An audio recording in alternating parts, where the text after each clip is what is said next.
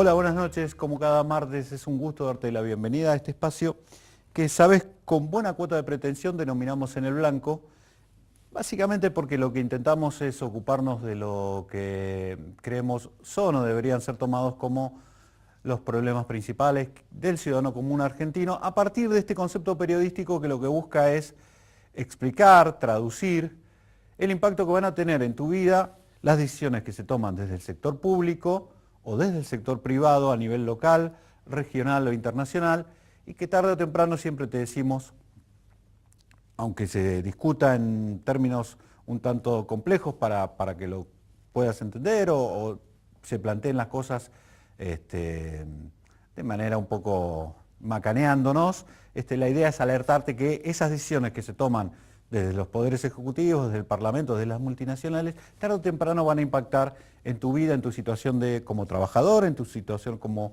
consumidor, como inversor, en definitiva, en tu calidad de vida. El tema de esta semana diría que se impone. Los argentinos acabamos de votar el domingo y se abre una nueva etapa política y queda conformado un nuevo mapa político. 2 años después de una dura derrota electoral, básicamente con fuertes golpes en la provincia de Buenos Aires, donde recordemos la lista la encabezara el expresidente Néstor Kirchner y terminaron perdiendo aquella elección con, en mis chicanas a los kirchneristas siempre les digo con un colombiano, en referencia a Francisco de Narváez, aquel duro golpe. El gobierno se recompuso y ha logrado una elección extraordinaria, si bien era previsible porque los resultados de las primarias de agosto de alguna manera ya habían planteado cuál es el mapa que nos íbamos a encontrar, no deja de llamar la atención la contundencia del resultado. Ahora lo que queremos analizar es, bueno, cuáles son las perspectivas que se abren, si esto es un buen o un mal dato, en qué sentido puede ser un buen o un mal dato, porque sabemos cuáles son las particularidades y las peculiaridades de la política en la Argentina, una política donde los partidos han perdido protagonismo y los resguardos institucionales, queda todo, en los últimos años ha quedado todo demasiado librado a los protagonismos personales y al poder de disciplinamiento que dan determinadas cantidades de chequeras. Bueno, entonces queremos ver qué puede pasar de ahora en más. Para tratar de analizar esto, convocamos a Orlando D'Adamo, que es especialista en comunicación política, director del Centro de Opinión Pública de la Universidad de Belgrano, también ex decano de la Facultad de Humanidades de esa universidad, y a Carlos Germano, director de la consultora Germano y Asociados, especialista también en opinión pública y asesor de gobiernos provinciales y municipales, es decir, 2 especialistas en análisis políticos y en campañas para que nos ayuden a entender qué es lo que se viene. Acompáñanos.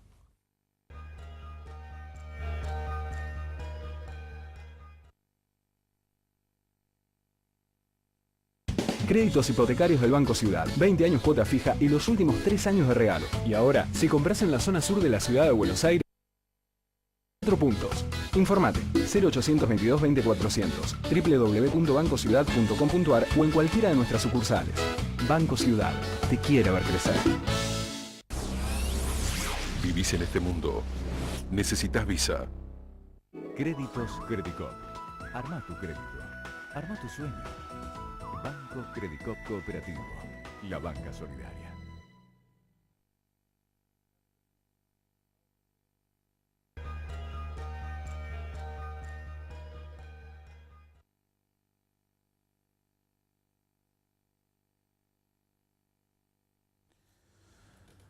Bueno, bienvenidos. Gracias por haber aceptado la invitación.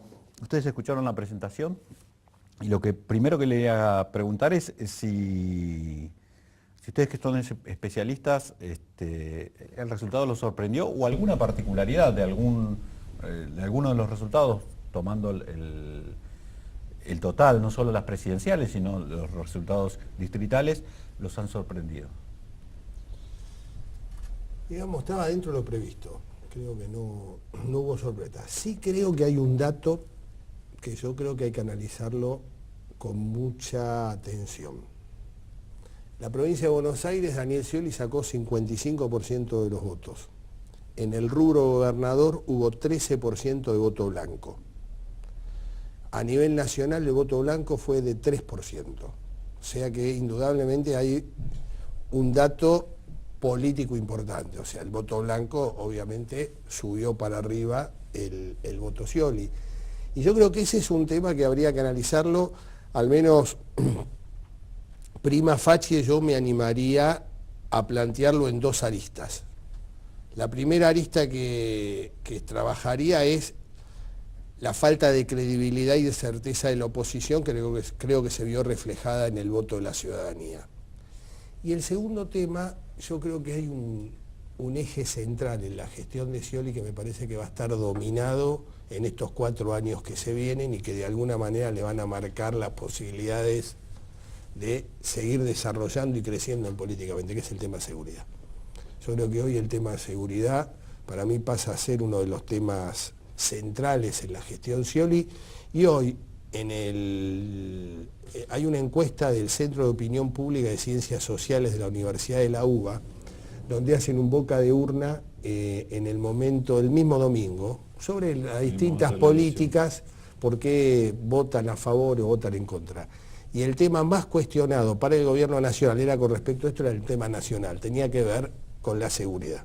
O sea, privilegiaban y daban como muy bueno la incorporación de la gendarmería en la lucha contra la seguridad, digamos, en los centros urbanos, y tocaba ese tema que indudablemente ese 13% está indicando algo, que me parece que es un tema que habría que analizar. A ver si entendí, lo que estás apuntando es que no hay que leer a Scioli como el gran ganador, digo, porque había un intento del gobierno de esmerirarlo un poquito, del gobierno quiero decir, del oficialismo de Cristina Kirchner, de esmerirarlo un poquito al ponerle la candidatura de Sabatella de un costado, como para decir, tengo una colectora y ahí vemos si sumo más yo o sumas más vos.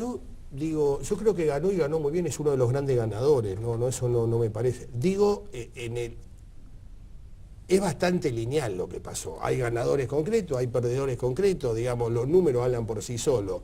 Me llamó la atención en el análisis parcial que vengo haciendo, porque todavía no tenemos el conteo definitivo, pero digo, es un tema que al menos es para analizarlo. Lo que te llamó la atención. ¿En tu caso, Orlando? Coincido en lo global, o sea, esta fue una elección en la cual los encuestadores se salieron bien parados, los resultados estuvieron prácticamente precisados, diría yo, inclusive alguno que a priori hubiera sido sorpresivo, el último puesto de Elisa Carrió, realmente si uno piensa que hace 2 años llegó, o hace 4 años a la presidencial llegó segunda, el caudal de votos que ha perdido es gigantesco y no sé si hay antecedentes de pasar el segundo al último puesto. Sí, despeñamientos importantes, yo creo que eso, pero estaba advertido inclusive desde las encuestas. Yo diría que coincido en que que es muy claro quiénes son los ganadores y los perdedores, porque el otro dato de las elecciones es que la diferencia entre el primero y segundo es casi inédita. Todavía nos falta ese ajuste final, como bien decía Carlos, pero para saber si supera o no a la de Perón del 73 o la equipara, y para el caso es lo mismo en última instancia. Y yo diría que en el caso específico de Scioli, ya que lo trajimos a la mesa, que es un político interesante para analizar, dada su trayectoria, digamos, es también a favor de él, hay que decir, que es la reelección en la provincia de Buenos Aires, no es una mano fácil, ¿no? Una duda, ¿sería comparable? Vos planteás el antecedente de Perón en los 70, ¿sería comparable? Digo, porque en aquel entonces la oposición sí estaba bastante cohesionada y en este caso encontramos una oposición muy desperdigada. No, pero sí... Más allá de la cuestión estadística, que rigurosamente es lo que no se pueden comparar dos etapas tan distintas, pero sí el hecho de que no es frecuente que entre el primero y el segundo en la mayoría de los países uno encuentre 40 puntos de diferencia. Vea, ahora va a haber elecciones en Italia en España el 20 de noviembre.